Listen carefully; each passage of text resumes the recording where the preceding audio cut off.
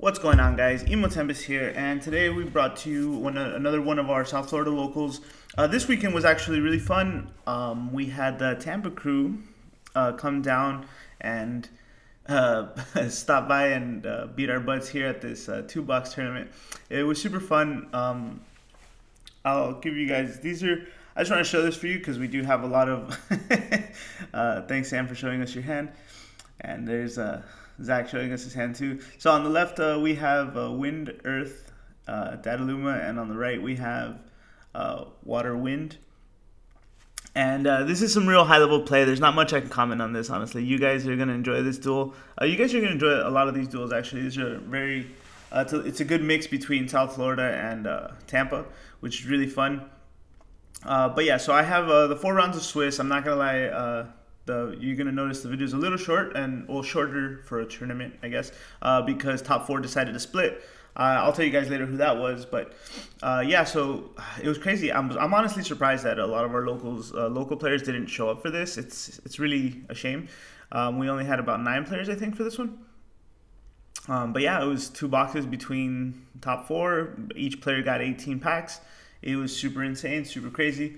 But yeah, so this is, like I said, it's Earth Wind versus Water Wind. Super great game. A lot of crazy stuff happening here. But I guess I just want to talk about the weekend too a little bit while you guys watch this. But yeah, so we had a 2-box tournament and then the LQ. LQ was super fun too.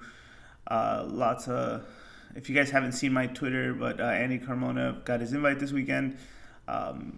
It was super great. So South Florida here is all set. The South Florida team is all here and set for Nats officially, which is super awesome. Next week we have the Bearded Collectibles one too. Hoping to get the Tampa boys all set up for that one too. Yeah, and let's see. This is not much I can say here. This is gonna be really interesting. I haven't seen Serafi in a long time. It's definitely a surprise. It is a really good first turn play if you have like a forward to pitch and stuff like that. It's similar to the minor engine where you would pitch and you get one back. It's just a lot of value. It's almost, well, in this case for Serafi it's free, but for minor you get, it's a 2-cost backup effectively. But yeah, Zidane's something you'll notice here and throughout the whole game. It's a super sticky card. You're gonna have to use resources to get rid of them. And then there's the Viking engine as well. That engine is great. You're gonna see it a couple times here, I think, on the stream too. But yeah, it's super strong.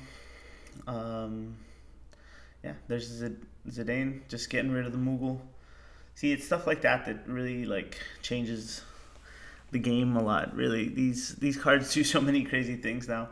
A lot of people say, oh, there's the second one. See, so a lot of people, what I've heard anyway, people say that this, even though this set, Opus 6 wasn't a large set, it did come with a lot of incredibly strong cards, engines, and even remodeled some of regular decks. And I think Zidane and Layla did that for both Wind and Water. And man, it's just, it's true. It's honestly true. Wind has definitely gotten a lot stronger as a whole, as an element. That you see it almost at every event, or that you always saw it at least at every event. But now it's also making the top cuts and winning events, which is great. But yeah, so I'm gonna chime in for a lot through, well, not so much, but at the beginning of each duel, just to give you guys a little bit of feedback, or I guess not feedback, but give you a little outline of what's going on with the duels. So yeah, this was our South Florida locals for the weekend. At the end of the month, we always have either big box tournaments and stuff like that, either 1-box or 2-box tournaments. So this was the first 2-box one we've had in a while. But look at that, has to pitch, deal 8,000 to him. Cactuar's such a good card. At least he's very important in dual color decks. At least you're always getting the 8,000 for sure. But if you're playing Cosmos or Chaos, anything, or even Shantoto, which most Earth decks do, you'll be able to generate the 12 or even 16 K damage, which is certainly something. A lot of people use a Cactuar is actually really good against Ash too. You know, if you have the 3 colors, she will get to 10 even with the Waka buff or the Refia buff. She'll hit 11, and you know the Cactuar will say, yeah, just take it. 12k. You can even pitch the 4 color. If you have the 4 colors, deal the 4 colors just to secure the kill for 16.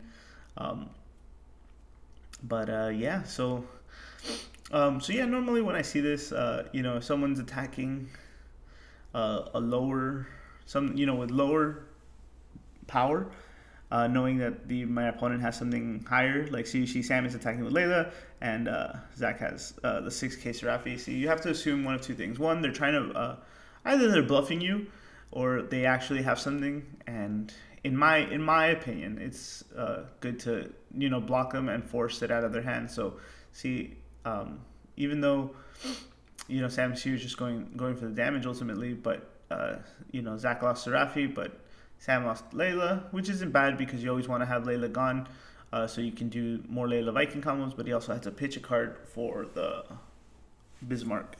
So I think normally I'd say that was, I don't know if I would have done that, but that's just me.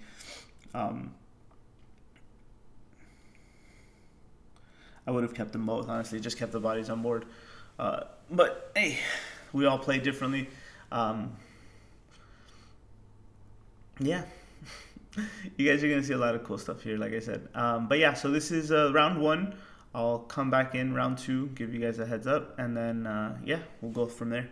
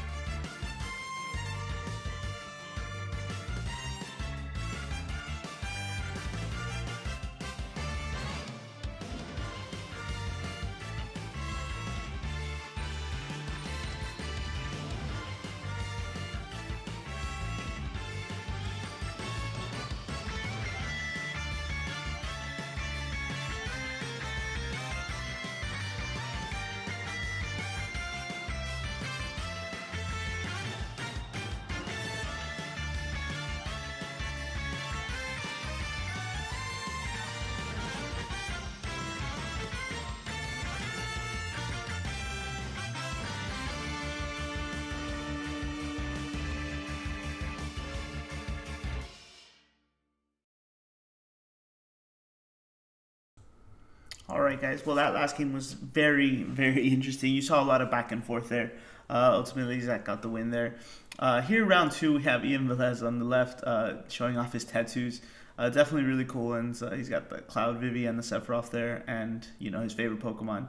Well, all his Pokemon. I don't remember them all, but definitely really good work. So here we have you had Tampa versus Tampa in the first round. Now we have Tampa versus Florida. I mean Miami, I guess we're all Florida, but so Ian's on the left playing Mono Fire, and I want to talk. I think they're both playing Fire. So David on the right is actually playing Fire Earth 7 kind of, and he's one of our newer players. He does play very well. He just doesn't have a lot of cards yet. So we have lent him our decks in the past. When he was learning, when he was just started playing, and he does exceptional. And now he's showing off his fancy, gold dice. 15, he wins the dice roll. But yeah, so David is one of our locals who's showing a lot of promise. Once he gets his decks built and starts playing a lot more, he's definitely going to have a stronger showing here. I've known Ian for a little bit, only briefly. We've chatted. But he's very strong as well, and there's the secrets out right there. He is playing Fire Eldnarsh. It's super crazy the way the deck plays. I had the honor of playing him, I think it was twice this weekend, or a couple times this weekend as well.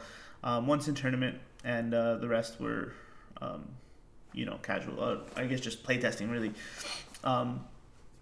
Super cool.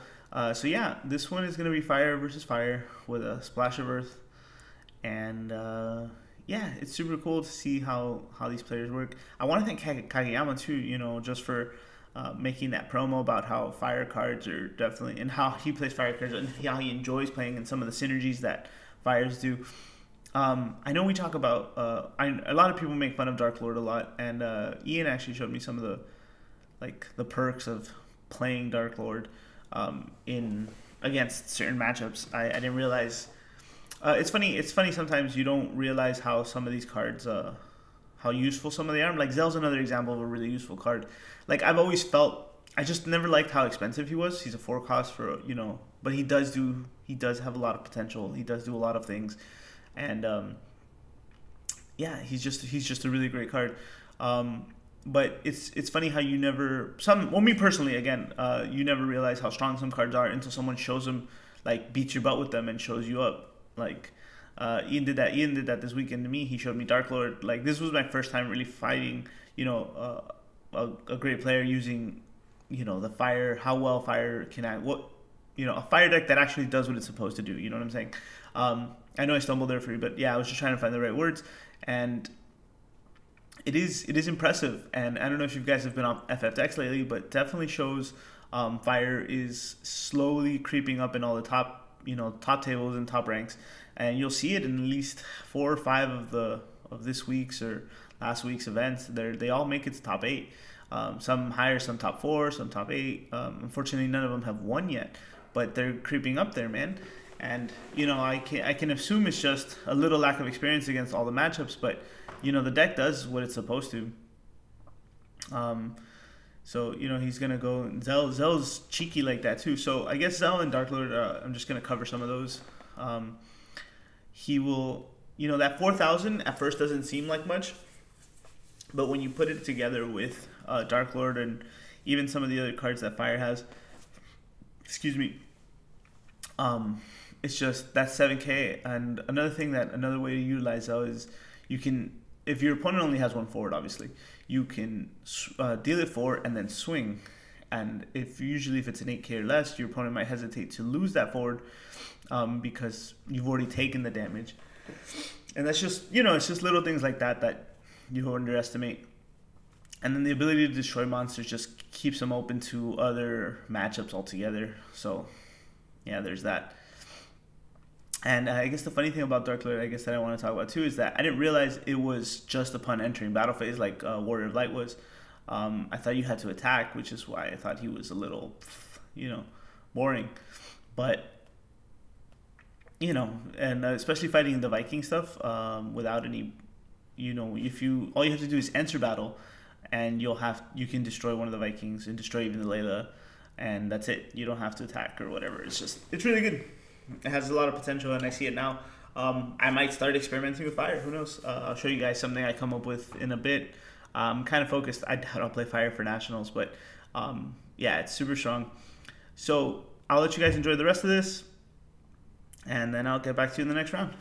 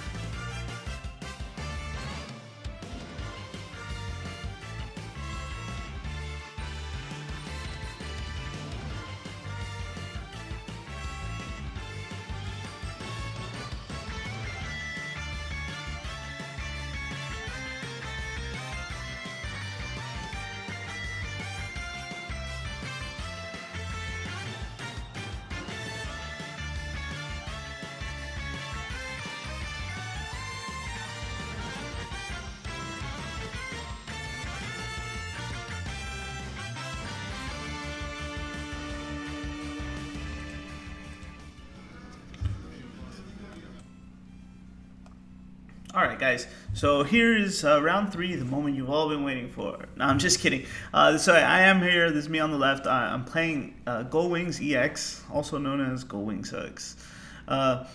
It's if you put them together, it sounds funny. But anyway, so yeah, I've been playtesting this silly little deck for a little bit, and I will tell you guys now, give you a heads up. I am no longer playing it after this tournament. So I don't know if you guys are familiar with the EX Burst deck or EX Burst kind of decks. The main idea is to fill it with as many possible EX Bursts as you can, so that way, and then you let your opponent hit you as much as you can, and you get all the effects or the benefits of it. You maximize your EX Bursts by always hitting one. And what's funny is I'm playing about 32 or 33 EX Bursts, which is considerably a lot. Well, at least I think so. You can always fit in more, but I was trying to balance out the deck a little bit, so it didn't really so it still functioned properly, of course, and I didn't get color locked as often as this deck does. I am playing Chad, so this is from Florida. I'm from Miami, obviously, and I have Tampa here on the right, also Chad. I met Chad this weekend. Pretty cool guy. Definitely showed up with some cool stuff, some cool decks this weekend. But yeah, so playing EX Burst is super funny. And here I think I open up with a good hand, I believe, because I decided that I'm not gonna mulligan. See, I have the Semi Lafina and the Star Sybil, and and I ripped this Pain, so it's just like, so if you're looking at my hand right now, just right, you have Mateus, Atamos, Star Sybil, and Pain. That's 4 EX Burst just in my opening hand. And I thought about this later. I probably should have kept the Pain so I can search the Yuna. And I am playing. So one of the things I tested with this deck was playing Shinras at 3, so I can search any of the Gold Wings I wanted. But it didn't help me. But I'm not playing the Yuna because I just feel like it's unnecessary. But I am playing the 5-cost Yuna backup because I also am playing the Chaos Walkers. So I was kind of going for the the way it's kind of set up. Every time I destroy something with an EX Burst, I just remove it from play instead. And that was kind of what I was going for with this deck. But the problem with this deck, obviously, for me, is that it's tilting. And I mean tilting in the sense where I'm playing like 33, maybe I think it's 35 actually. Now that I really think about it, I don't know. 35 EX Bursts, and when you don't hit one off the top, it's like, really? Like, you're always surprised when you don't hit an EX Burst off the top of your deck, when you're purposely creating a deck to do that.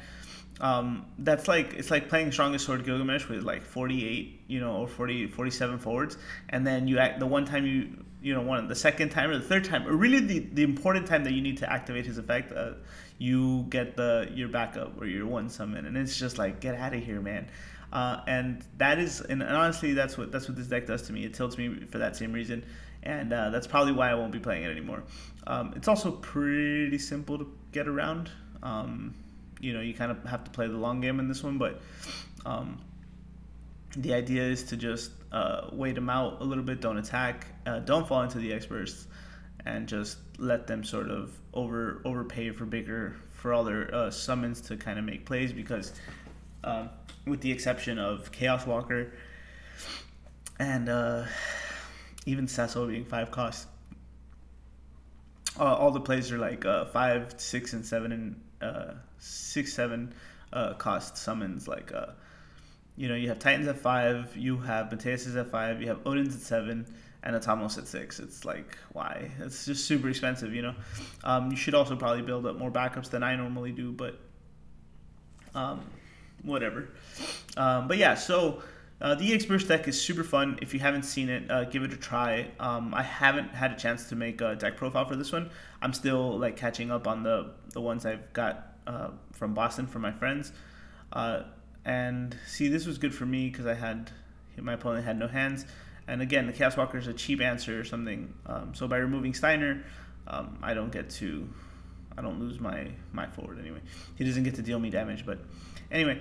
But yeah, so the idea, again, the deck is just like, fill up as many EX Bursts. So there's a couple variants you can play too. You can play like, I think it's just Earth EX Bursts and you throw in the other ones, but you kind of have like the Earth, Wind, Luma engine, or you can do. I decided to try this Goldwing version where it's you have the Yuna, the Riku, and the Pain, and then you kind of just swing with the Riku and Pain safely. You don't end up getting hit with any of their effects and stuff like that, and it's kind of hard for them to go around as well. And but anyway, yeah, definitely see the core. The core is pretty simple. You have about 15 summons, and the backups is Mustario, I believe it is, and then the Mustario's and something else. See, look, right there I hit the Cecil, and it is early, so it doesn't do anything. I don't want to say that's my fault or the deck's fault, but it sucks. It's still annoying. It's like, okay, great. Like I couldn't have hit. I have a Cecil in my hand, and the other Cecil decides to like pop up right now. So it's like it's kind of annoying, but that's fine. Again, because remember, there's triple Odins, triple Mateus, triple Tamos, triple Mustadio. I think I have one Mustadio, and I pitched one at this point. I can't remember, but and there's a ton of other stuff, right? And of course I hit the other Cecil, which is ridiculous. And just honestly, just watch this duel. It's gonna be super funny. But look at my EX burst. Look what happens on mine. Like it doesn't work out for me, I don't think. But you'll see, like, I think I had done an average too. The average is about 4 to 5, like, you should hit.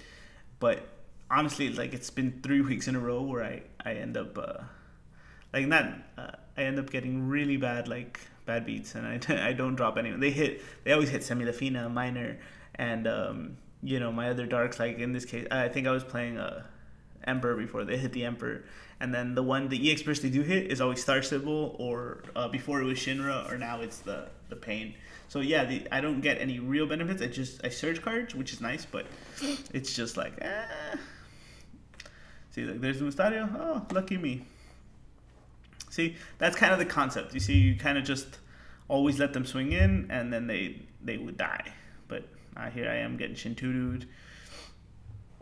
And just like that, I lost momentum. Shintaro is such a good card. But yeah, anyway, enjoy the rest of this duel, guys. Check out EX Burst decks, and obviously check out Knight decks too. Chad is here is playing Knights if you haven't been able to tell yet. It's totally... I love his version. It's great. He's going for the tricolor thing. The only thing I would like to see is... I didn't get... Actually, I have to hit him up now because I didn't get a chance to see his build. See, this is what I'm talking about. See, it's just like put them both out, and now I can just do whatever I want, hopefully. Wow, he drew us into 2 Ramses. That's hilarious. But yeah, so enjoy, and I'll catch you guys in the next round.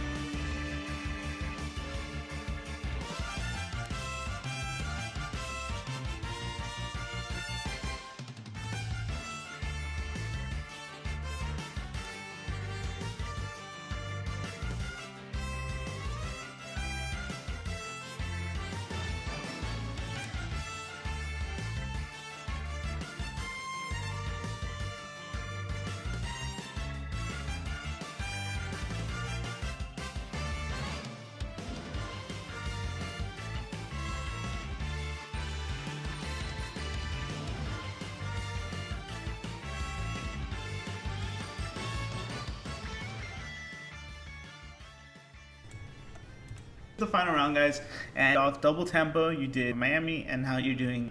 So this final round, good friend Juan has been with us since they started building the community.